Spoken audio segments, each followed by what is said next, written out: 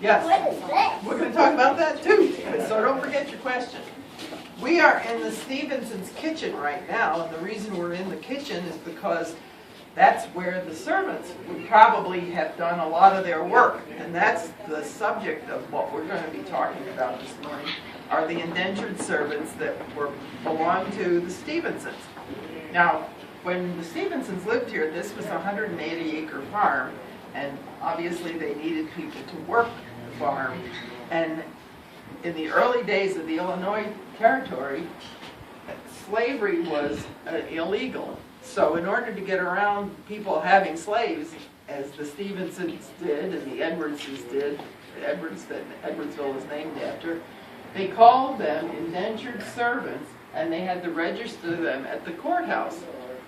And at that time, they would be entering into a contract sort of arrangement, which was called an article of indenture. They really didn't have much of a choice. It's the way the legal system got around the fact that people were not supposed to have slaves, but did. So they called them indentured servants. So the indentured servants were the people who did a lot of work on the farm here, because as I said, it was a big farm. And since when the Stephensons lived here, it was way out in the country. All these other buildings weren't around this part of the town. Now, the adults probably will know more than the children. The adults probably know where Old Rusty's restaurant was in Edwardsville and where Lincoln School is. That's where Edwardsville used to be. In fact, Stephenson's first house was in what is now the north parking lot of Rusty's restaurant, which is, that house was long gone. But anyway, when they built their house down out here, they needed these indentured servants to help do the work of the house. Now, I wanted to explain a little bit about the kitchen. When the Stephensons lived here, the kitchen was attached to the back of the house. And this is where you really have to use your imagination. And I wish I sometimes had a little Lego house and a little Lego kitchen that I could move around, so it would make it easier for you kids to understand. If you look at the house, when the Stephensons lived here, there were 4 rooms. There were 2 rooms downstairs, and there were 2 rooms upstairs. And there was a kitchen attached to the back of the house. And if this helps you orient it, if you walk through that door right there, when it was attached to the Stephensons' house, you would have walked into the dining room. Why would it make sense for the kitchen to open up into the dining room? Why do you think? Right. And who was making the food? Who was preparing the food? The indentured servants. Very good. So the indentured servants would be preparing the meal, and then they'd walk in through the door there and bring in the food for the Stephenson family. Mr. Stephenson was a politician kind of person, had a government job. Do we ever hear about politics on television now? About people running for president? Anybody hear that on the evening news? Where people are talking about who's running for president, who doesn't like who, and who likes the other guy? Everybody hear that? Yeah. Okay. Well, he had a government job, so they probably entertained quite a bit. So their servants probably did prepare a lot of meals and take them into the dining room. He had a government job. He was called receiver of public monies. And did any of you kids ever make a spelling mistake? Ever make a spelling mistake? I do that quite frequently. In fact, when we first wrote up our first brochure for the Stephenson House, we made a spelling mistake, and we had Mr. Stephenson listed as receiver of public monkeys instead of receiver of public monies. I thought that sounded like a better job, but not. I guess not. His real job was receiver of public monies. So he got a commission off the land that was distributed through the land office here in Edwardsville. Okay? Now, anybody have a question about any of the things that you see hanging around down here before we head upstairs and show you where the indentured servants lived? One of the things that's neat about this, working on at an old house like this, is we don't know everything. And the longer we work at the house, the more we learn. We think the indentured servants lived upstairs in the servants' quarters, and that's the way we interpret it. But there's some people that think maybe there were some cabins on the property that housed some of the servants as well. We don't know that. Probably because it's all built up around the house. And we have not found any documentary evidence to that effect. But we kind of suspect that that may be so because there were enough people living here, so it would have been uncomfortable for everybody to be upstairs. Okay, now I had a question. You had a question. What's your question, or did you forget? What is that thing? You go touch it because I see lots of things. Ah, good question. That is it's for grinding up herbs. If you wanted to make something with some seasoning in it, this thing weighs a ton and a half. See? You put the herbs in. Where would you get the herbs? Would you go to Deerberg's? Deerberg's. No? Where would you go? The garden. The garden. That's right. There was no. This was it, man. If you were out here, this was it. So you'd put your leaves. Most herbs are leafy kinds of things, and then you'd roll this back and forth and chop it all up, and then you could put it in whatever you were making. Just you have to kind of keep that in mind. That about everything they had, they either grew here or made here or provided for themselves pretty much. There was a store in town. In fact, Mr. Stephenson owned a mercantile, which is what they called it at the time. But just about everything was prepared here. A lot of the time, I'm sure the servants spent a lot of time preparing food and preserving food, which we'll talk about another day, so that when the garden was not, when would you not be able to get things from the garden? Probably winter. Right. So you had to have stuff in the summertime and have that preserved so you could eat it in the wintertime. Somebody else had some hands up here. Anybody else? Yeah. What is that? Aha, interesting question. Everybody wants to know what that is. A mystery substance. I will give you, it comes from it's a plant product. It's a plant product. I'll give you another hint. It comes in 3 colors: white, light brown, and dark brown. And it was considered very valuable in Stephenson's time. Some houses of that period even had a special piece of furniture they called a blank chest. I'm not going to tell you the answer. That was locked, and they had the housekeeper, or the lady of the house, would have a bunch of keys, and she'd unlock it if somebody wanted to cook with it. So it's something you cook with. What do you have in your house? I'll bet you think you use Soap? No, I wouldn't eat soap. Ugh, yuck. Think about Christmas time, and you're making cookies. And one of the ingredients is either white, light brown, or dark brown. What would it be? Sugar? Sugar! There you go. Sugar would make much better cookies than soap. I don't want to come to your house and eat soap cookies. So, they compress the sugar into cones. This is a sugar cone. And if you wanted, it's hard, it's pretty hard. So if you wanted some sugar for something, who knows, who has ever heard their mom grumble because the brown sugar got hard? Does that ever happen? If you have sugar left over and you leave it out and it gets hard, well, this is hard all the time. This is called sugar tongs or sugar nippers. And if you wanted some, you just snip off a piece. So that's what these little doojiggers are for. Okay, I'm going to ask you one question, because mystery vegetables, as we're talking about food. Who knows what this vegetable is? And then we'll go upstairs and talk about the rest of the food. Who knows what that vegetable is? I'm right in front of you. You can't see, I'm sorry. You can tell me what that is. This is my favorite vegetable, and it's usually everybody's unfavorite vegetable. Chase? Pardon me? No, it's not a banana. It's hollow and it's got seeds inside. And it came from Africa. Oh, those are green beans that people dried during the mother bishop's beans. Nicholas? Cocoa beans. They probably none of them eat this. The great mystery vegetable. Yes! See? Somebody always knows. I bet you like cheese and gumbo and things. Yeah. Okay. So, these are the okra pods, and they get dried. They came from Africa, you know. The word, I think the word from okra is gumbo, and it's gumbo and okra are used pretty much simultaneously. Okay? Any other questions before we head upstairs? All right. Now, the first prerequisite for going upstairs is we all have to look at our feet. Please check your feet carefully. We are having shoelace inspection because we don't want anybody to fall on the stairs. Because the stairs here are really narrow and really steep, and I don't mentally pick out one object. And I'm gonna pretty soon start going around the room and pick on everybody, and you can ask me what your mystery object is. Come on up and have a seat on the bed or on the floor. Worry about getting up later. Yeah, that's why I'm not sitting down. Oh my. I'm worried about getting Wow. Oh my goodness.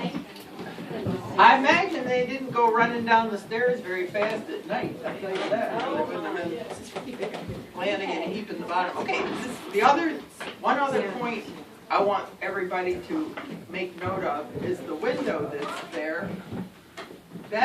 Remember we said downstairs the door, I asked you to use your imagination, and I know it's really hard to do, but remember we said the door downstairs went into the dining room? Remember that? Okay. Now, when the Stephensons lived here, that window behind the moms over there was not a window, it was a door. And when you go inside in the have you been in the children's bedroom yet? Yeah. Oh, good. Then did they show you the door that went into the servants' quarters? No. Okay. There was a door that was probably closed in the room. Do you remember that? It would have been on that wall. Oh, yeah. Okay. That door that was closed would have been where that window is in this building, so that the servants could go from the servants' quarters into the children's bedroom. Does that make sense? I know it's hard to visualize, but instead of being a window, that would have been a door, so that the servants could go help the children at night, or whoever was staying with the Stephensons. Okay, so the other thing I want you to look at is at the end of the bed here. Look at the end of your bed. You ladies can come around here and take a peek. What do you see? What are these? Rope. That's right. They used to use rope instead of, on our beds at home, we don't have ropes, do we? No. I have some beds at my house that still have the ropes on them, but my dog sleeps on them. The ropes were what they used, and where we would use an inner spring mattress, and then they would put a tick or a mattress on top. If you feel a mattress is on this bed, I want somebody to tell me what they think is inside. What do you think is inside? Glass or stuff. Hmm? Glass, wheat, or other stuff. Yeah, pretty close. That's close. Straw? Straw, a little bit coarser than grass. It's straw. I read somewhere, now I don't know whether this is true or not, this is, as I said, one of the fun things about working at an old house is we don't know everything, and we're constantly learning new things. And Roxanne is our site director, tells us when we come up with something that isn't true, so sometimes we hear about it. I read somewhere that they changed the straw in the ticks every year at the wheat harvest. So they would dump out the old mushed up straw and then fill it with clean new straw and probably some herbs so it would smell better. Hope they didn't get a mouse or two mixed in the process. But anyway, after about a year, the straw gets all mushed down, so I'm sure they were really happy to get some new straw in there, and so that it would be more comfortable. Okay? You think you'd like to sleep on beds like this? No. No?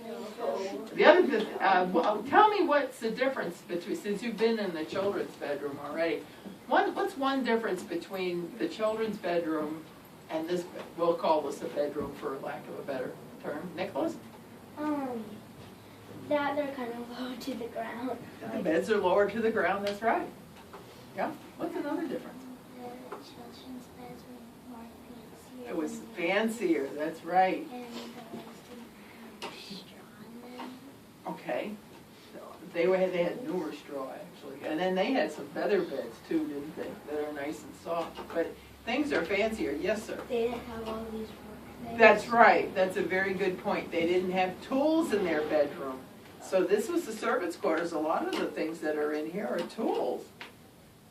So I'm going to tell you a little tale, and then I'm going to have you tell me which object you picked out, so we can talk about that. Now, one thing that happened during the Stephensons' lifetime is the styles in China changed, and it's kind of just an interesting aside. Who can tell me what's wrong with this cup? It's not a mistake, it's just the way cups work. What's the difference between this cup and the cup you'd have at home, Chase? It doesn't have a handle. You're right, it doesn't have any handle. So if I went over to Lily's house and Lily handed me a cup of tea, I'd say, well, thank you. That's very nice of you to offer me a cup of tea. But I don't have any handle to pick it up with. So I would take my tea and I'd pour it in a saucer, and then I'd set my teacup down on another little plate called a cup plate, and then I'd drink my tea out of my saucer. If I went over to your house and did that now, you'd think I was weird, wouldn't you? Why is that lady drinking out of her saucer? Well, that was considered very good manners at the time. But then the handle developed. I don't know why. I guess people just thought it would be more efficient to just pick it up and drink it out. Drink it without pouring it into your saucer. And it certainly eliminated one more little piece of stuff you had to have on your table. Okay, now, I want you to go look around the room, see if you can find a tool or something you don't know the name of, and we will go around the room, see if we can answer questions. Who has a thing that they want to talk about? Jetty? Is that right? Okay. What do you see that you want to talk about? Well, go over and point to it, because there's lots of that's over there. That looks like a part of it, either part of a rake. It looks like the tooth part of a rake, and it looks like it needs a handle. Anybody else? Chase? The yoke? That is, good, thank you for pointing for me. That's a yoke that would go around. What part of an animal do you think that would go around?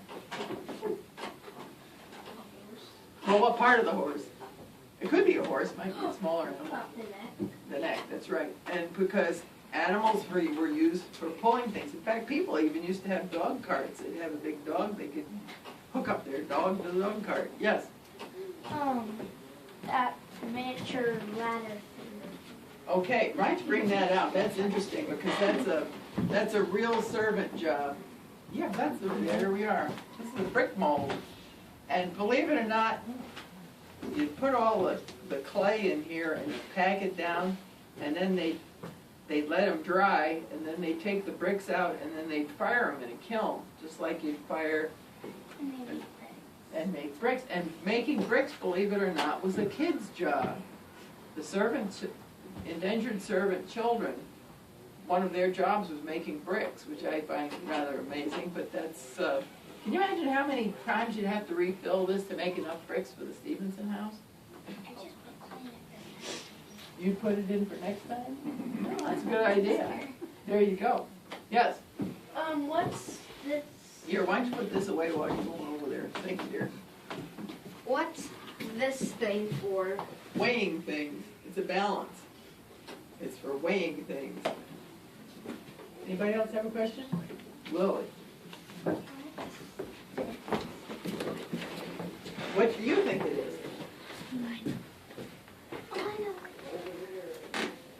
One of your buddies thinks she knows. I know. To make it right It's to make, that's right, it's a spinning wheel. There you go. What do you think they made? What did they do with a spinning wheel? They made yarn, and then they had to weave it, didn't they? You can't wear yarn, you just can't wrap yarn around yourself. Then they had to weave it. It took a lot of doing to get things done, didn't it? Yeah. what are the, like, all those? Those are mostly, let me just go here.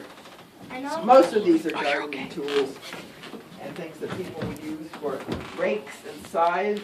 This looks like the scythes. Who can tell me what character do we see that carries one of these things? Anybody ever heard of Father Time? He has a scythe like that. Yeah. People used to have to do this by hand. They used to know how to do it. They used to cut wheat like that. They didn't have the big machines. Who goes out, rides down the road in the country in the fall when they're harvesting things? You see those great big machines going around? Well, people didn't have those great big machines years ago. They had to do everything by hand. So that's why, one of the reasons why, thank you, why they needed a lot of servants, because it took a lot of people power to do things. Yeah. That's just a little jug that I'm sure they kept something they wanted to drink in. Yeah. That goes on the ceiling. Aha. Those are kind of interesting. See, pardon me? No, they're not stools. They kind of look like sawhorses. Anybody know what a sawhorse is? It looks like a sawhorse, but they're actually a quilt frame. The parts of a quilt frame. Anybody here have a mom or grandma or an aunt who makes quilts? Well, Anybody ever a see a grandma. quilt? What are quilts used for? What do you do with them? You put them on your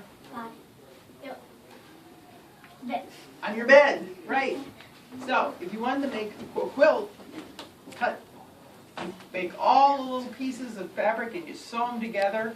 And people made quilts. Why do you think people made quilts? Stop and think. We just said if we're going to make cloth, we had to weave the yarn.